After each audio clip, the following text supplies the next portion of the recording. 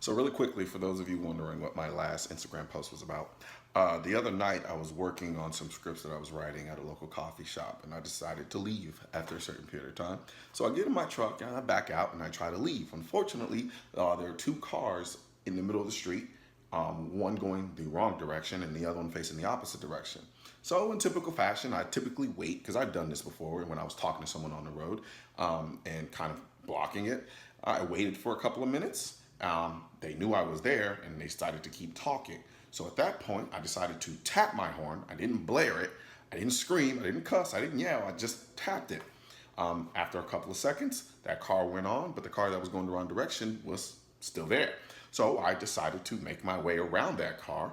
And when I did, my window was down, his windows were down. He glared at me. I looked at him and I kept it moving. At this point, I'm thinking everything is all said and done, but nah. I look in my rearview mirror and now this guy's making a three-point turn coming back in my direction.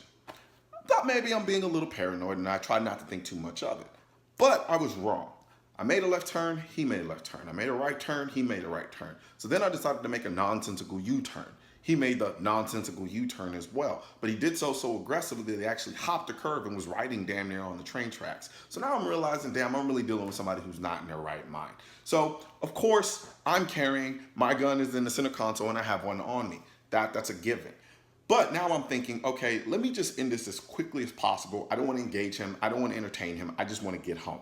So I make another turn, he follows me. I circle back around, he continues to follow me. I speed up a little bit, he speeds up. At this point, I'm realizing he's committed, and now he's gonna force me to make a decision. So I'm thinking to myself, what does this look like from an objective standard? If I decide to do something or escalate the situation, now I'm involved in what is essentially road rage. And there is really no honest justification for me taking anything to another level with respect to road rage, unless he does so first. But I'm trying to avoid all of that together. So now I get to a certain point where I'm trying to prevent him from pulling up next to me, which he's desperately trying to do. And he inevitably kind of pulls up next to me and then he starts yelling and screaming at me. So now at this point, I make another left, I jump back on the road, and now I get on the phone with 911. And the reason I'm calling 911 is because if he continues to follow me at this point, I realize that I need to have some type of accountability or record to demonstrate that, look, I'm involved in this situation, not because I'm choosing to be in this situation, but because he's forcing me to be in this situation. So now I'm on the phone with 911. I have my HK USP9 at the ready, and I'm driving. And now at this point, I have a decision to make. Do I haul it and try to lose him with the potential of him trying to keep up with me and causing a more of a dangerous situation than I really want? Or do I stop and I engage him? I know that if I were to stop and engage him, it probably wasn't going to end well. And so that's what I meant in my post when I said, look, I'm trying to avoid this entire encounter, not because I'm scared of you, but because I'm scared of what you're going to force me to do if I actually stop and engage you. I don't want to engage you, and I didn't engage him. I decided to make a turn, I stepped on it, and I pulled off, and I lost him. I told the cops what were happening, I told them where I was, and all is well. Long story short, stop acting like you know who you're dealing with when you're on the road. There are a lot of crazy people in this world.